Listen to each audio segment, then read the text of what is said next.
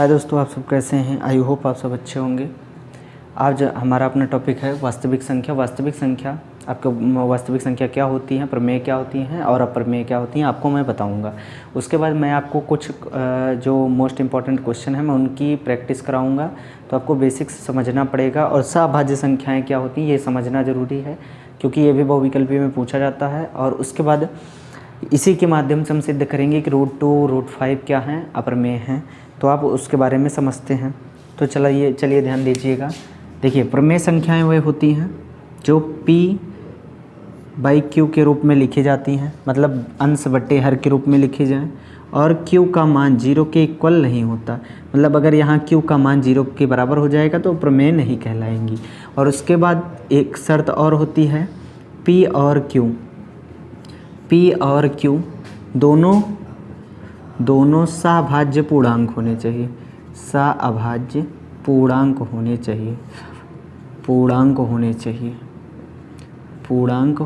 चाहिए। ये हमारी शर्त होती है प्रमेय संख्या की। और अधिकतर लोगों को डिफिनीशन यहीं तक पता है। अब इसी डिफिनीशन के माध्यम से हम कुछ सिद्ध भी करेंगे कि कुछ प्रमेय हैं या अप्रमेय हैं, तो आपको मानना पड़ेगा। ठीक, तो यहाँ ध्यान दीजिएगा। दूसरी अप्रमेय संख्याएं क्या होती हैं। अब जो प्रमेय की शर्त ना फॉलो करे, मतलब जो प्रमेय ना हो, वो क्या होंगी, अप्रमेय। लेकिन इसमें से कोई भी कुछ आपको मैं बताता हूँ। जैसे एग्जाम्पल में ले लें तो वर्गमूल के अंदर जैसे रख दें अभाज्य संख्याएं। वर्गमूल के अंदर अभाज्य संख्याएं जैसे 2 हो गया, 3 हो गया, 5 हो गया, या √7 हो गया, ये सब क्या हैं, अप्रमेय संख्याएं हैं। अब जैसे ये वर्गमूल के अंदर हैं लेकिन क्या हैं, अभाज्य संख्याएं, इसलिए इनको क्या बोलेंगे, अप्रमेय संख्या। और उसके बाद जैसे इसमें पाई हो गया, पाई अप्रमेय है। पाई क्या है, अप्रमेय है। बट अगर पाई का मान दिया हो 22/7 तो ये क्या है, प्रमेय है। अब इसी में कुछ लोगों को कन्फ्यूजन होता है। देखो, पाई क्यों अप्रमेय है ये भी समझ लो। तो पाई जो है P/Q के रूप में नहीं लिखा जा सकता। मतलब अगर लिखना चाहें तो पाई को हम ऐसे भी लिख सकते हैं, पाई बटे क्या हो जाएगा, 1। लेकिन पाई क्या होना चाहिए, Q का मान 0 के बराबर भी नहीं होना चाहिए। तो यहाँ पर Q 0 के बराबर नहीं है, Q किसके बराबर है, 1 के बराबर। लेकिन यहाँ पर देखिए P और Q दोनों पूर्णांक होने चाहिए। क्या दोनों पूर्णांक हैं, ये तो है मान लो पूर्णांक, लेकिन पाई पूर्णांक नहीं, इसलिए पाई क्या होगा, पाई होगी अप्रमेय संख्या। ठीक, इसलिए आपकी पाई क्या है, अप्रमेय है। तो अब आपको समझना चाहिए, यहाँ से समझाने का प्रयास कर रहा हूँ। तो आपकी पाई क्या हो गई, अप्रमेय संख्या हो गई। अगर पाई का मान आता है तो वो प्रमेय है। अगर जैसे रूट के अंदर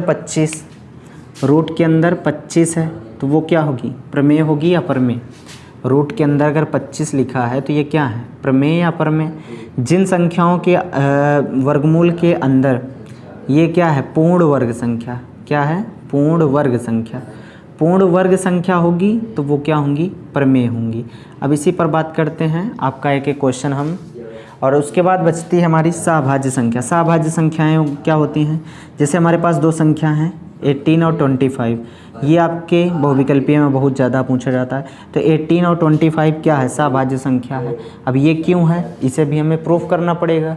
तो देखिए 18 का अगर फैक्टर निकालें तो 18 का फैक्टर अगर निकालें तो 1 हो सकता है, 2 हो सकता है, 3 हो सकता है, 6 हो सकता है, 9 हो सकता है, और क्या होगा, 18।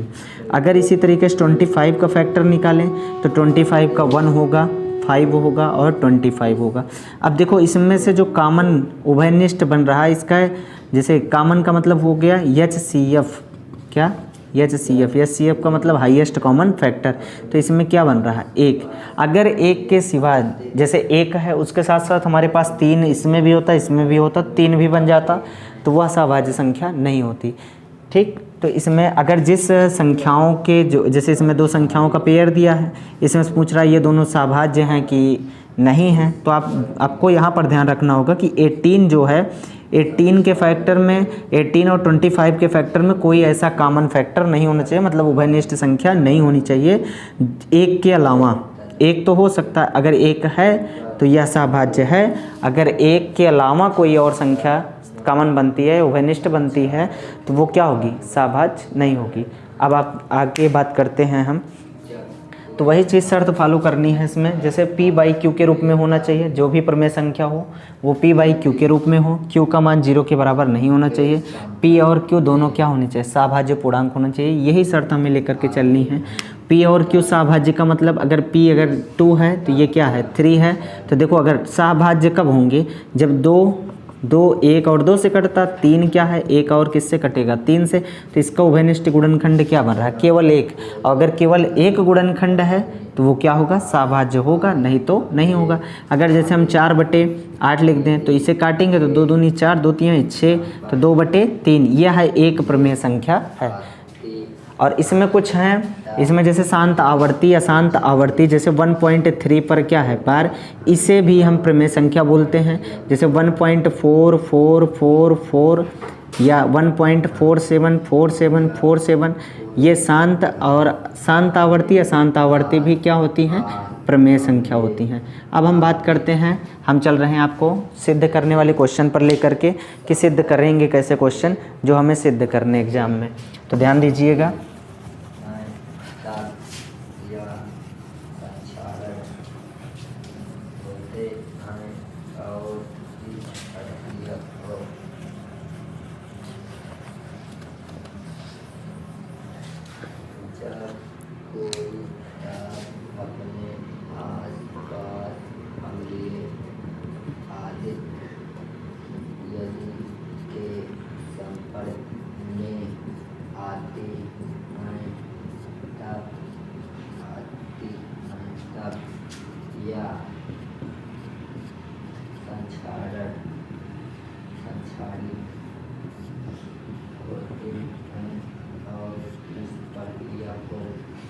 देखिए ये हमारा हुआ प्रश्न, तो ध्यान से देखिएगा।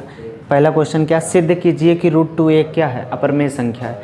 सिद्ध कीजिए √2 एक अपरमेय संख्या है। इसी तरीके से √5 पूछता है, इसी तरीके से √7 पूछता है, या √3 भी पूछ सकता है। तो आपको सेम ऐसे ही प्रोसेस जो इसमें करना है सेम सभी क्वेश्चन में करना है। बाकी दो संख्याएं जैसे √5 - 2 है, √5 + 2 है, इन सारे क्वेश्चनों के बारे में मैं बताऊंगा। तो पहले ध्यान से समझिएगा, एक समझाता हूं और आगे आप लगाने का प्रयास करिए, क्योंकि ज़्यादा लंबा वीडियो हो जाएगा। आप कोशिश करेंगे, थोड़ा जहां नहीं समझ में आता मुझसे आप पूछ सकते हैं। तो ध्यान दीजिएगा, यहाँ पर जो देखिए सिद्ध कीजिए कि √2 ये क्या है अपरमेय संख्या है। तो अपरमेय सिद्ध करना है तो हमें मानना पड़ेगा क्या है प्रमेय, तो हम मानेंगे इसे। आप यहाँ से जैसे इसका हल नोट करेंगे, हल लिखेंगे, तो इसमें मानेंगे मानना √2 एक प्रमेय संख्या है, √2 एक प्रमेय संख्या है, प्रमेय संख्या है। अब मान लीजिए √2 क्या है अप्रमेय सिद्ध करना, तो हमें प्रमेय मानना पड़ेगा। बिना प्रमेय माने हुए हम अप्रमेय सिद्ध नहीं कर सकते। तो ज़रा ध्यान से देखिएगा, तो यहाँ पर मान लिए कि मानना √2 एक क्या है प्रमेय संख्या है।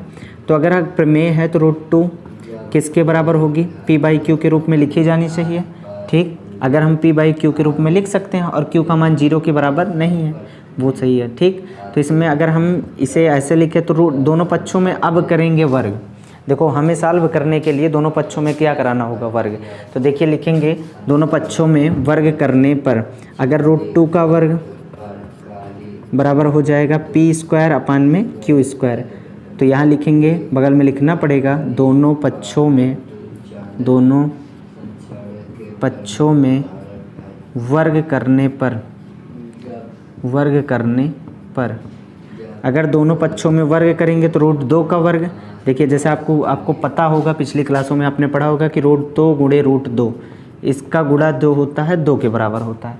तो अगर इसका वर्ग करेंगे, वर्ग का मीन्स हुआ 2 बार गुणा, तो √2 का वर्ग क्या होगा 2, और P² अपान में क्या हो जाएगा Q²। ठीक, 2 बराबर हो जाएगा P² / Q²। इसे देखो इसके साथ मल्टीप्लाई करवाएंगे तो 2Q² इक्वल क्या हो जाएगा P²। तो यहाँ पर ध्यान दीजिएगा, तो यहाँ पर लिखेंगे कि P² 2 से विभाज्य है, P² 2 से विभाज्य है, तो P भी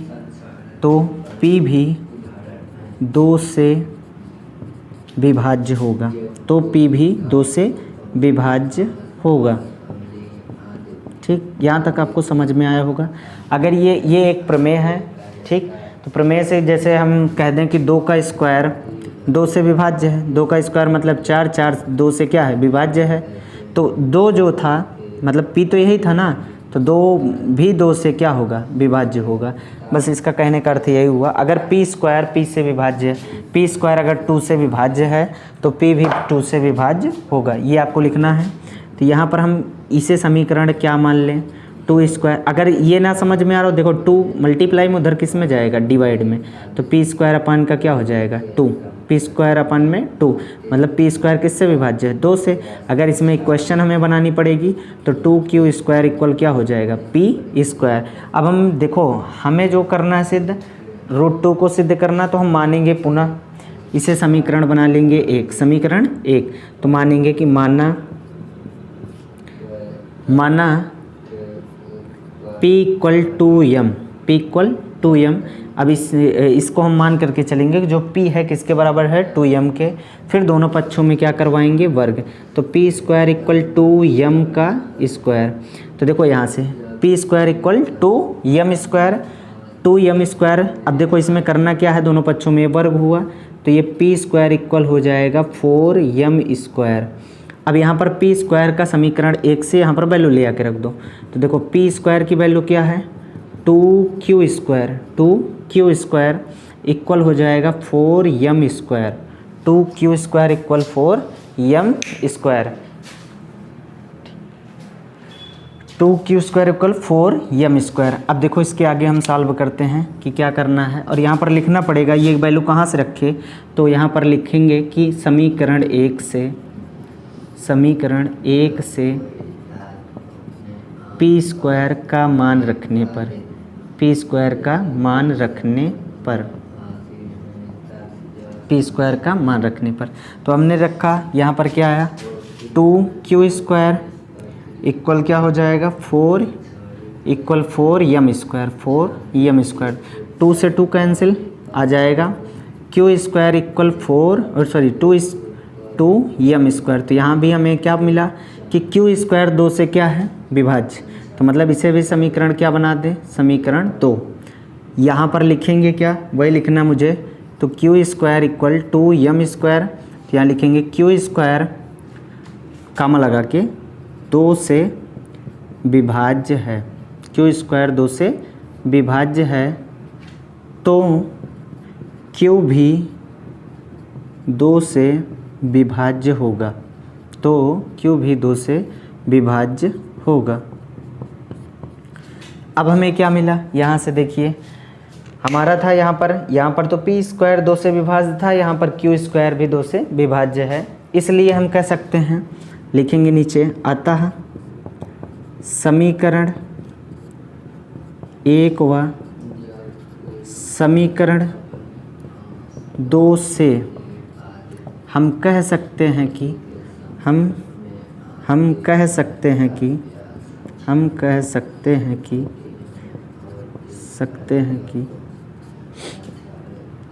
हमारी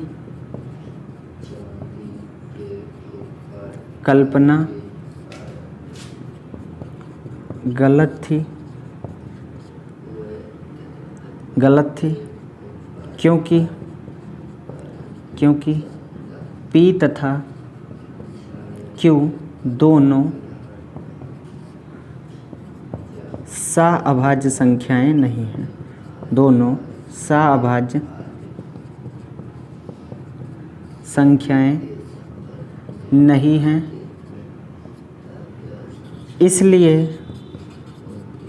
इसलिए √2 एक अपरिमेय संख्या है, एक अपरिमेय संख्या है। ये हमारा क्वेश्चन है, ऐसे ही सॉल्व करना है। तो जस्ट यहाँ पर अगर 3 पूछ लेता है तो √3 रख देना। तो आप यहाँ पर जो मानोगे p बराबर मानेंगे 3m, 5 रखेंगे तो यहाँ पर 5m मानना पड़ेगा। बाकी वो सारा प्रोसेस ऐसे है। लिखने वाला तरीका आपका कुछ भी हो सकता है। आप बुक से लिखे हो, पढ़े हो तो बुक से लिख सकते हो, या कोई टीचर अलग से बताए तो आप लिखने का तरीका आप बदल सकते हो। बाकी ये रहा हमारा कि सिद्ध कीजिए कि √2 एक अप्रमेय संख्या। तो एक बार फिर से समझ लीजिए, माना √2 एक प्रमेय संख्या, तो √2 = p/q, दोनों पक्षों में हमने क्या करा दिया, वर्ग। तो √2 का स्क्वायर 2, p² में क्या बन गया, q²। तो यहाँ पर गुणा करवा दिए तो 2q² क्या हो गया, p²। अगर p² 2 से विभाज्य है तो p भी 2 से विभाज्य होगा। फिर समीकरण इक्वेशन हमने फर्स्ट मान ली इसको, समीकरण 1। तो मान लेंगे कि माना p = m है, दोनों पक्षों में फिर से वर्ग करवाएंगे तो p² = 4m²। तो 2q², p की वैल्यू यहाँ पर हमने मानी थी, p² किसके बराबर है, 2q। तो यहाँ पर हमने ले आके रख दिया 2q² इक्वल क्या हो जाएगा, 4m²। 2 से 4 कट गया तो यहाँ से कितना आया, 2। q² = 2m², समीकरण 2 बन गया। q² इक्वल हो गया 2m²। तो हमें ये पता है कि q² अगर 2 से विभाज्य है तो q भी 2 से क्या होगा, विभाज्य होगा। तो हम लिखेंगे नीचे, अतः समीकरण 1 व समीकरण 2 से हम कह सकते हैं कि हमारी कल्पना गलत थी, क्योंकि p और q दोनों सहभाज्य संख्याएं नहीं हैं, इसलिए √2 क्या है, एक अप्रमेय संख्या। अभी मैंने आपको बताया था कि जैसे 4/6 है तो ये प्रमेय नहीं है। जब काट देंगे तो ये 2 क्या बन जाएगा, 3। ये प्रमेय है क्योंकि 2 और 3 क्या है, सहभाज्य संख्या है। क्या है, सहभाज्य संख्या। बस इसी के अनुसार हमने सिद्ध किया कि √2 क्या है, एक अप्रमेय संख्या है। तो आप अगर इससे सॉल्व करना चाहते हैं या इस पर अभ्यास करना चाहते हैं तो नोट कर लीजिएगा।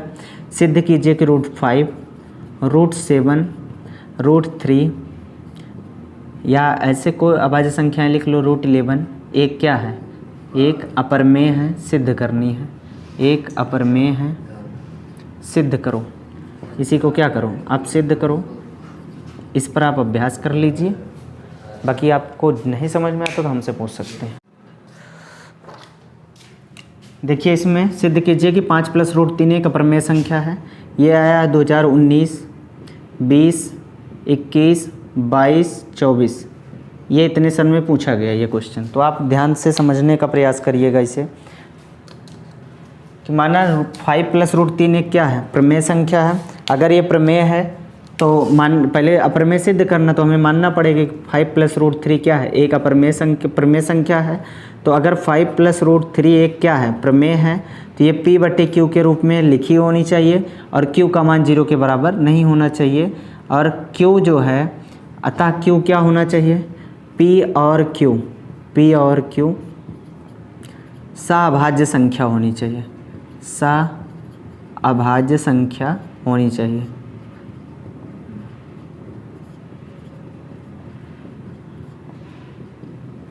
ये है हमारी प्रमेय की शर्त।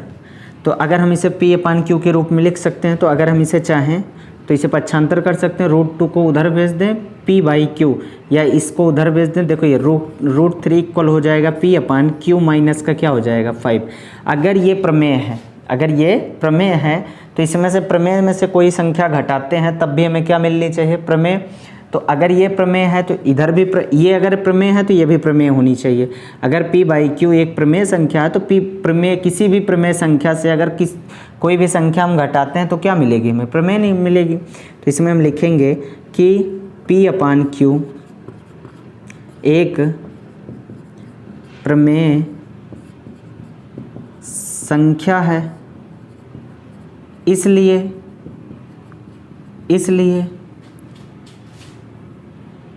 p/q - 5 भी एक प्रमेय संख्या होगी।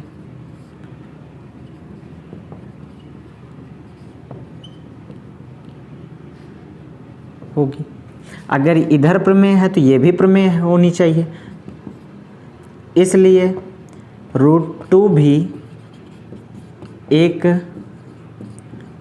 प्रमेय संख्या है। लेकिन इस तथ्य का विरोधाभास है कि विरोधाभास है कि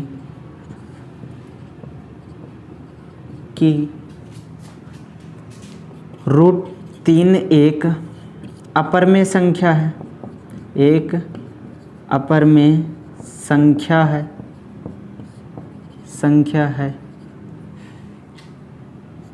देखिए हम तो जानते हैं कि अगर हमें पता भी है √3 क्या है, एक अप्रमेय संख्या। अगर ये प्रमेय होगी तो ये भी क्या होनी चाहिए, प्रमेय, तभी दोनों बराबर होंगी। तो हमने क्या मान लिया कि मान लिए थोड़ी देर के लिए ये क्या है, इसके बराबर है P/Q के, और ये क्या है, एक प्रमेय संख्या है। तो अगर हम किसी भी प्रमेय संख्या से कोई भी प्रमेय संख्या घटा दें तो हमें प्रमेय संख्या मिलनी चाहिए।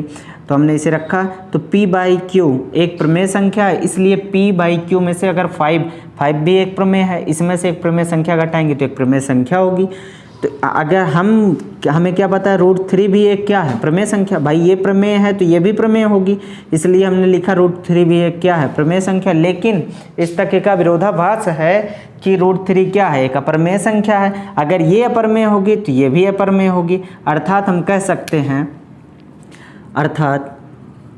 अर्थात हम कह सकते हैं कि अगर ये अपरमेय है तो ये भी अपरमेय ही होगी, क्योंकि ये इसके बराबर है। तो अर्थात 5 + √3 एक अपरमेय संख्या होगी। 5 + √3 एक अपरमेय संख्या होगी, अपरमेय संख्या होगी। ये आज छोटा सवाल है, ये 4 नंबर में या 3 नंबर में आपसे पूछ सकता है, तो आपको लिखना ऐसे पड़ेगा। तो आपका ये जो दूसरा क्वेश्चन है, फर्स्ट नहीं, ये है सेकंड क्वेश्चन। तो ज़रा ध्यान से दीजिएगा, यहाँ पर लिखिए आप सेकंड क्वेश्चन, और ये आप लगाने का प्रयास करिए। सेम इसी तरीके का एक सवाल और है, 2 + √3। यहाँ पर 5 + √3 है, तो आप लगा कर आना। 2 + √3 एक अपरमेय संख्या सिद्ध करनी है। वो भी क्वेश्चन काफ़ी बार पूछा गया है, 2-3 बार पूछा गया है, तो वो भी आप तैयार कर लीजिएगा। सेम इसी तरीके से लगेगा, आप लगाइए। ध्यान दीजिए, आपको ये क्वेश्चन आपके कई बार पूछे गए, 19, 20, 21, 22 ऐसे रिपीट हुए हैं। तो एक है 2 + √3, 2 - √5, सेम इसी तरीके से होना 5 + √3 और 7 × √5। तो यहाँ पर जो है ये वाला हम सरलीकरण आपको बता दे रहे हैं। देखिए यहाँ पर माइनस है, ये 2 माइनस है तो √2 को उधर भेज देना P, और इसमें जैसे ये माइनस में है तो उधर प्लस में जाएगा, प्लस में है तो उधर माइनस में जाएगा। 7 √5 वाला हम आपको सिंपल करके बता दे रहे हैं, ज़रा ध्यान दीजिएगा। 7 + √5 वाला कैसे करोगे, तो देखो 7 √5 इक्वल क्या हो जाएगा, P/Q। ये मल्टीप्लाई में उधर किस में जाएगा, डिवाइड में। तो √5 = 1/7 × P/Q। आपको यहाँ पर ये लिखना होगा कि किसी प्रमेय संख्या में किसी प्रमेय संख्या का गुणा एक प्रमेय संख्या होता है, इसलिए ये प्रमेय है और ये क्या है, अप्रमेय है। फिर आपको ये लिखना पड़ेगा कि हम जानते हैं कि लेकिन इस तक का विरोधाभास है कि √5 एक अपरमेय संख्या, अर्थात 7 √5 भी एक अपरमेय संख्या होगी। बस इतना सा करना है चेंजेस, और कुछ करना नहीं। ये आपका फर्स्ट क्वेश्चन हो गया, ये वाला आपका सेकंड हो गया, ये आपका सेकंड क्वेश्चन, और ये आपका थर्ड क्वेश्चन हो गया, और ये वाला तो कुछ आपको हिंट दे दी, आप लगाना क्लास क्वेश्चन नंबर 4। अब इसमें इसके अलावा आपसे कोई क्वेश्चन नहीं पूछा जाएगा इस प्रमेय संख्या या अप्रमेय संख्या सिद्ध करने के लिए। इसमें से कोई क्वेश्चन आपसे और नहीं पूछा जाएगा। बाकी आपको जो पूछा जाना आपसे क्वेश्चन, तो मैं आपको समझा रहा हूँ, वहाँ ज़रा ध्यान दीजिएगा। ज़रा ध्यान दीजिएगा। आपका अगला क्वेश्चन है क्वेश्चन नंबर 3। ये आपका OMR बेस क्वेश्चन है आपके पहले चैप्टर से। तो आपको मैं बता रहा हूँ OMR बेस पर क्वेश्चन कैसे आएंगे। तो पहला क्वेश्चन 156 के अभाज्य गुणनखंड। दूसरा क्वेश्चन है 65 और 117 का HCF 65m - 117 के रूप में है या के रूप में व्यक्त किया जाता है, तो m का मान आपको बताना। तो ज़रा ध्यान दीजिएगा, यहाँ पर क्या करना, 156 का भाज्य गुणनखंड। तो 156 का भाज्य गुणनखंड किस रूप में लिखा जाएगा वो आपको दिखाना। तो 156 को हम डिवाइड करेंगे, अभाज्य गुणनखंड रूप में लिखना है। तो अभाज्य संख्याओं से डिवाइड करेंगे। 2 × 7 = 14 और 2 × 8 = 16, 2 × 3 = 6, 2 × 9 = 18 और 3 × 1 = 3, 3 × 3 = 9। ये क्या आ गया, 13 × 1 = 13। ये आएगा आपका। 2 × 7 = 14, 2 × 8 = 16, 2 × 3 = 6, 2 × 9 = 18, 3 × 1 = 3, 3 × 3 = 9, 13 × 1 = 13। तो इसका 156 का जो अभाज्य गुणनखंड होगा या प्राइम फैक्टर होगा 2 मल्टीप्लाई 2 मल्टीप्लाई 3 मल्टीप्लाई 13, और ये कहीं कहीं पर ऐसा पूछा जाता है 2 कितने टाइम्स है 2 टाइम्स, तो इसकी पावर 2 हो जाएगी मल्टीप्लाई 3 मल्टीप्लाई क्या हो जाएगा 13। आपका ये हो गया आंसर। अब इसके बाद बात करते हैं, अगर 65 और 117 का एचसीएफ 65m और -117 के रूप में है तो यम का मान निकालना। तो इसे हम ऐसे लिखेंगे, पहले इन दोनों का हम निकालेंगे एचसीएफ, तो 65 और 117 का एचसीएफ निकालें, तो ऐसे निकाल लें 117 डिवाइड मेथड से, तो 65 वो 1 जा 65, तो यहाँ पर हो जाएगा 65 और माइनस करेंगे 7 में से 5 गया 2 और 11 में से 6 माइनस करेंगे क्या आएगा 5, तो यहाँ पर आ जाएगा, यहाँ पर 52 से डिवाइड करेंगे किसको 65 को, तो 52 1 जा 52, यहाँ पर क्या आ जाएगा 3 और यहाँ पर आ जाएगा 1। 13 से डिवाइड करेंगे किसको 52 को, 13 4 जा 52, ये कट गया कितना आ गया 13। तो इसका एचसीएफ जो होगा, एचसीएफ वही होता है भाग विधि से अगर निकालते हैं तो जो लास्ट संख्या जिस मतलब जो ऐसा भाजक जो लास्ट में काटता है, तो ये हो जाएगा एचसीएफ 13। और 13 को अगर इस रूप में एचसीएफ व्यक्त है तो ये एचसीएफ के रूप में ही तो दिया है ना 65m माइनस 117, इसका एचसीएफ कितना आया 13। अब हम इसी को सॉल्व कर लेंगे, तो ये हो जाएगा 65m और ये माइनस में उधर किस में जाएगा प्लस में, और इधर जाके जुड़ जाएगा, तो ये 20 20 30, तो ये हो जाएगा 65m इक्वल हो जाएगा 130 और m इक्वल हो जाएगा 130 अपान में क्या हो जाएगा 65, डिवाइड करेंगे कितना आएगा 2, यहाँ पर m की वैल्यू कितनी निकल गई 2, ये आपके ऑप्शन में दिया गया है और यही आपका आंसर होगा। ठीक, आपको समझ में आया होगा। जहाँ ना समझ इस तरीके को क्वेश्चन अगर पूछता कि एचसीएफ के रूप में है तो उन 2 नंबर का जो 2 नंबर हमें दी होंगी उनका एचसीएफ निकालना और उसके एचसीएफ के इक्वल कर देना, यहाँ एम के पी जो भी लिखा हो आप उसका मान निकाल सकते हो, आसान है। देखिए इसमें आपका पांचवा क्वेश्चन दिया, यदि पी और क्यू 2 धनात्मक पूर्णांक हैं, इस प्रकार है कि पी बराबर है a इंटू बी स्क्वायर और q बराबर है a क्यूब इंटू बी, जबकि a और b क्या है अभाज्य संख्या है, तब आपको क्या निकालना है एलसीएम निकालना। तो ज़रा ध्यान दीजिएगा एलसीएम कैसे निकालते हैं।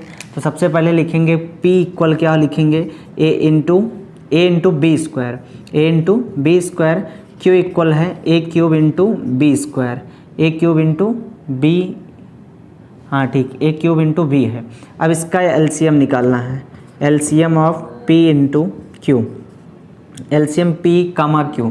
इसका एलसीएम निकालने के लिए देखिएगा P में सबसे बड़ी घात, देखो इसमें दो ही वेरिएबल्स हैं, एक है A दूसरा क्या है B।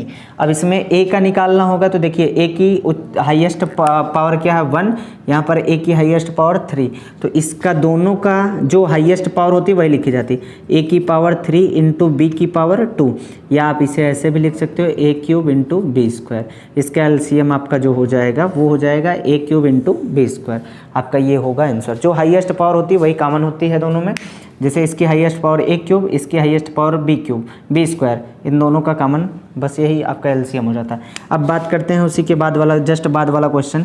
उसके बाद है a इक्वल दिया है 2 की पावर 2 मल्टीप्लाई 3 की पावर 3 मल्टीप्लाई 5 की पावर 4, b इक्वल दिया है 2 की पावर 3 मल्टीप्लाई 3 की पावर 2 मल्टीप्लाई 5। क्या निकालना है एचसीएफ। एचसीएफ का पहले मीन्स समझ लीजिए, एचसीएफ का मतलब होता है हाईएस्ट कॉमन फैक्टर, मतलब बड़ा से बड़ा उभयनिष्ठ गुणनखंड। आपको ये ध्यान में रखना, तो बड़ा से बड़ा उभयनिष्ठ गुणनखंड अगर देखें तो इसमें देखिए 2 की पावर 2, अगर इसे लिखें तो इस तरीके से भी लिख सकते हो, 2 की पावर 2 मतलब 2 बार, 3 टाइम्स और मल्टीप्लाई 5 कितने टाइम्स 4 टाइम्स, ठीक। और इसमें जो है बी वाले में 2 की पावर क्या है 3 मतलब 2 3 टाइम्स, 3 कितने टाइम्स 2 टाइम्स और मल्टीप्लाई 5। इसमें जो कॉमन होगा उसे देखो 1 एक 2 कॉमन हुआ, दूसरा 2 कॉमन हुआ, अब 2 नहीं कॉमन हो रहा, तीसरा कॉमन 3, चौथा कॉमन क्या हो गया 5। तो इसका जो एचसीएफ होगा एक HCF of a comma b equal हो जाएगा 2 मल्टीप्लाई 2 मल्टीप्लाई 3 मल्टीप्लाई 3 मल्टीप्लाई 5, या इसे आप लिख सकते हो 2 की पावर 2 मल्टीप्लाई 3 की पावर 2 इंटू 5। अगर और सरल करके पूछता 2 2 जा 4 4 3 जा 12 12 3 जा 36 36 5 जा 180, आपका ये हो जाएगा, ठीक। आपका ये हो जाएगा आंसर, आप ध्यान में रखिएगा। HCF ऐसे लगाते हैं, LCM में जो हाईएस्ट पावर होगी उसे कॉमन लेंगे, और इसमें HCF में हाईएस्ट कॉमन फैक्टर जो है, इसमें देखेंगे कि जो दोनों में कॉमन बनता है उन्हीं को हम उठा लेते हैं, वही हमारा क्या होता है, HCF होता है। देखिए ध्यान दीजिएगा, आप दिया है HCF, इन दो संख्याओं का HCF 18 दिया है, LCM आपको निकालना है। तो हमें फार्मूला पता है, एक फार्मूला हमें पता है कि जो फार्मूला होता है इसमें होता है फार्मूला पहली संख्या गुणे क्या होता है, दूसरी संख्या, पहली संख्या गुणे दूसरी संख्या बराबर किसके होता है, HCF गुणे LCM, HCF गुणे LCM।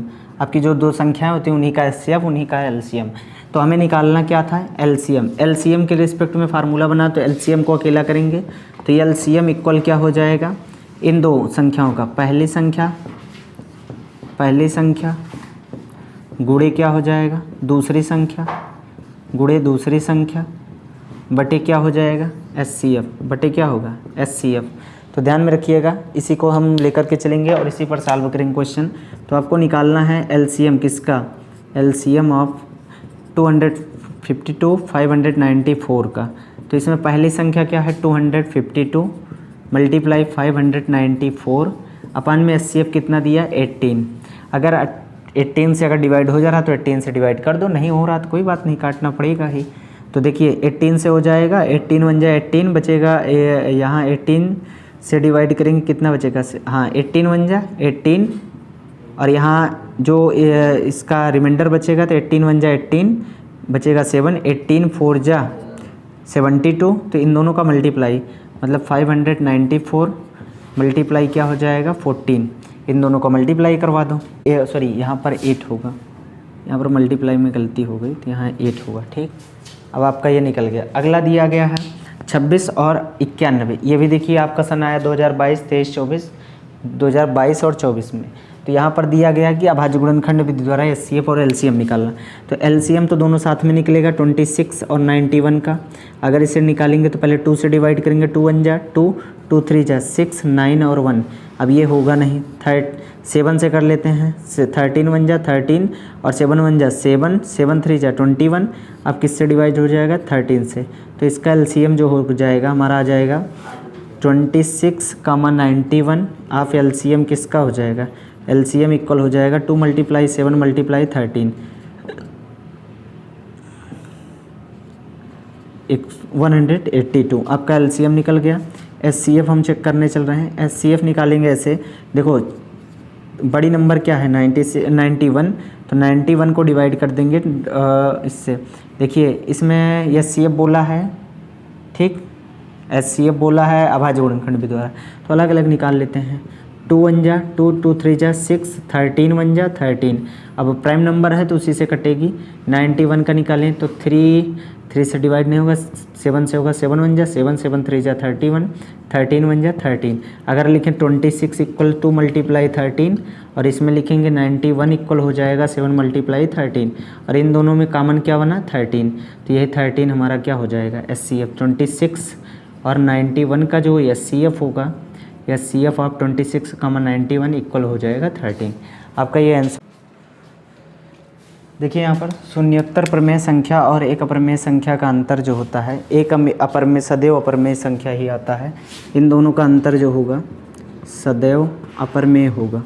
क्या होगा, सदैव अपरमेय संख्या होगा। अब देखो पाई क्या है, पाई मैंने बताया था, पाई जो है एक अपरमेय संख्या है।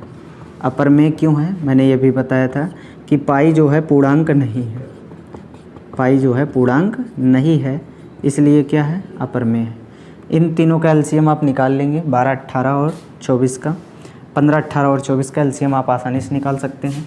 देखिए ये जो है ये इससे कट जाएगा 48 अपान में 185, तो 37 से डिवाइड करें तो 4 टाइम्स और ये जाएगा 5 टाइम्स, तो इसमें आ जाएगा 4/5। और इसमें दी गई संख्याओं में अभाज्य संख्या होगी। देखिए 0 क्या है, ये पूर्ण संख्या अभाज्य नहीं। 1 क्या है, ये प्राकृतिक संख्या है, पहली प्राकृतिक संख्या। 2 क्या है, अभाज्य संख्या है, 2 क्या है, अभाज्य संख्या। और 8 अभाज्य नहीं, ये क्या है, भाज्य संख्या है, इसलिए ये अभाज्य होगी। ये आपका आंसर सही होगा। इसमें 4/5 आएगा। इसका एलसीएम आप निकाल लीजिएगा, नहीं निकाल के दिखा दे रहे हैं। 12, 18 और 24 3 से डिवाइड करेंगे, 3 5 जा 15, 3 6 जा 18, 3 8 जा 24। 3 से फिर डिवाइड करेंगे तो 5 वैसे उतर जाएगा, 3 2 जा 6 8। 2 से डिवाइड कर दें तो 5, 2 1 जा 2, 2 4 जा 8। 2 से फिर डिवाइड करें तो 5 1 2। फिर से 2 से डिवाइड करें तो 5 1 1। अब किससे 5 5 2 जा 10, 10 2 जा 20, 22 जा 40, 43 जा 120, 120 और 120 का मल्टीप्लाई करवा दें तो 360, 300 क्या आ जाएगा 60। ये इसका एलसीएम क्या हो जाएगा 360। बाकी आगे 2-4 क्वेश्चन और हैं, ये लग जाए तो हमारा ये एक्सरसाइज कंप्लीट हो जाए। तो आप देखिएगा कंप्लीट। हाय दोस्तों, आप सब कैसे हैं? अभी उसी सवाल पर हम हैं, तो ज़रा ध्यान से देखिएगा। मैंने यहाँ पर 245 था, 245 में आपको माइनस करना था। 245 में शेषफल बचा था 5। जब बड़ी से बड़ी संख्या बोले तो आपको क्या निकालना है, एचसीएफ। 245 और 1037 को विभाजित करने वाले प्रत्येक दशा में शेषफल 5 शेषफल बचे, तो इसमें हो जाएगा 1037। 1037 से हम क्या माइनस करेंगे, 1037 है हमारे पास, तो 1037 माइनस का क्या कर देंगे 5, या 1000 माइनस 5 इक्वल हो जाएगा 1032। अब इन दोनों का एचसीएफ निकालना था, एचसीएफ निकाल दिए। ना समझ में आओ तो फिर से एक बार मैं बता दे रहा हूँ, ध्यान से देखने का प्रयास करिएगा। देखिए 240 से करेंगे, 240 से 240 से डिवाइड करेंगे 1032 को, ये जाएगा 4 टाइम्स। 4 0, 4 4 जा 16, कैरी कितना 1, 4 2 जा 8 1 9, 12 में 2, 13 में से 7 माइनस करेंगे 6, 9 में से 9 0, यहाँ हो जाएगा 240 और ये जाएगा 3 टाइम्स। 3 2 जा 6, 3 7 जा 21, 10 में से 6 माइनस करेंगे 4, यहाँ 3 में से 1 माइनस करेंगे 2, 24 से डिवाइड करेंगे 72 को, ये 3 टाइम्स, ये कट गया आपका। ये इसका एचसीएफ जो निकल गया, एचसीएफ ये निकल गया 24 आपका, ये रहा। ठीक, अब इसमें और देखिए दूसरा क्वेश्चन है हमारा, क्वेश्चन नंबर 15। क्वेश्चन नंबर 15, वह छोटी से छोटी संख्या ज्ञात कीजिए। वह छोटी से छोटी संख्या, छोटी से छोटी बोले तो आपको एलसीएम निकालना, जिसको 35, 56 और 91 से विभाजित करने पर प्रत्येक दशा में शेषफल 7 होगा। तो देखिए इन तीनों का एलसीएम निकालना पड़ेगा। पहले एलसीएम निकाल लो, छोटी से छोटी बोला है तो एलसीएम निकाल लें, फिर शेषफल जो है उसी को जोड़ेंगे। तो देखो 35, 56 और 91 का क्या निकालेंगे एलसीएम। पहले 2 से डिवाइड हो जाएगा, 35, 2 2 जा 4, 2 8 जा 16, 91। अब ये दोनों डिवाइड नहीं हो रहे हैं, पहले जो डिवाइड हो रहा है उसे काटेंगे। तो 2 1 जा 2, 2 4 जा 8, 91। यहाँ पर 2 से फिर डिवाइड करेंगे तो 35, 2 7 जा 14, 91। अब 5 3 8, ये 3 से डिवाइड नहीं होगा, होगा 5 से।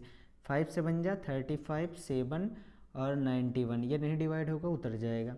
7 से 7 बन जा 7, 7 बन जा 7, 7 बन जा 7 और 7 3 जा 21। अब किससे होगा 13 से। अब इसका एलसीएम बन जाएगा, देखो एलसीएम ऑफ कौन सी नंबर 35, 56 और 91 का जो एलसीएम होगा ये आ जाएगा 2 × 2 × 2 × 5 × 7 × 13। अब इन तीनों का मल्टीप्लाई, 2 2 जा 4, 4 2 जा 8, 8 4 जा 40, 40 × 7 मतलब 210, 210 मल्टीप्लाई क्या हो जाएगा 13, 13 बन जा 13 1, 13 2 जा 26 1, 26 1 27, ये आ जाएगा 2730। इसका आंसर हो जाएगा 2730। ये हो गया इसका एलसीएम 2730। इसमें 2 2 जा 4, 4 2 जा 8, 8 5 जा 40, 47 जा 28। रुक जाइए, यहाँ पर मिस्टेक हो गया। 2 2 जा 4, 4 2 जा 8, 8 5 जा 20, 8 5 जा 20, 8 5 जा 40। रुको एक सेकंड, यहाँ पर मिस्टेक। 2 2 4 4 8 40 40 40 28 280 × 13, 84, 10 13 26 36 36 40 कितना आ रहा है 140 ठीक, ये आ रहा इसका आंसर था 40। अब देखिए इसमें इसका एलसीएम आया 3640 और इसमें शेषफल कितना बच रहा था 7, तो इसी में ऐड कर देंगे, प्लस का क्या हो जाएगा 7, ये हो जाएगा 3647, ये आपका आंसर हो। देखिए इसमें 3647 इसका एलसीएम आ गया, इसमें कितना ऐड करना था 7 ऐड करना था, 7 ऐड कर दिया, 3647 आ गया एलसीएम। अब देखिए हमारे पहले चैप्टर का समापन हो गया है। हमारे पहले चैप्टर में जितने क्वेश्चन बन सकते थे और जितने क्वेश्चन मतलब हमें पता थे उतने क्वेश्चन मैं आपको बता दिया कि इतने इस दृष्टि से पेपर के लिए ये बहुत सारे क्वेश्चन हैं जो इम्पोर्टेंट है। मैंने टोटल 15 क्वेश्चन करवाया, 16 क्वेश्चन, तो आप इस पर ट्राई करिए। कुछ क्वेश्चन मैंने अभ्यास प्रश्न के लिए दिया है, जैसे उसमें था सिद्ध करने वाला 3 प्लस रूट 5, ये वाले क्वेश्चन, तो ये आप सिद्ध करने वाले अपने आप से करेंगे तभी कुछ समझ में आएगा। बाकी जितने क्वेश्चन मैंने कराए हैं वो प्रीवियस ईयर क्वेश्चन है, कुछ एनसीईआरटी भी क्वेश्चन है इसमें, तो आप लगाने का प्रयास करिएगा। जो नहीं समझ में आता बिल्कुल कमेंट करिए, जहाँ से दिक्कत हो आपको वहाँ कमेंट कर सकते हैं आप। Thank you so much. आपका पहला चैप्टर समाप्त होता है। धन्यवाद।